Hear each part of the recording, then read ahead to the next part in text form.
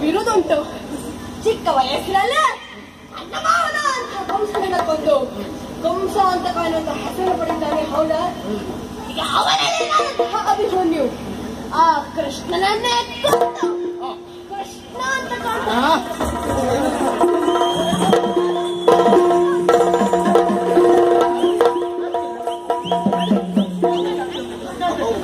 ಸಿಟ್ಟು ಬಂದ್ರೆ ಹಾಗೆ ಮತ್ತು ಸಿಟ್ಟು ಹೆಚ್ಚಾಗಿ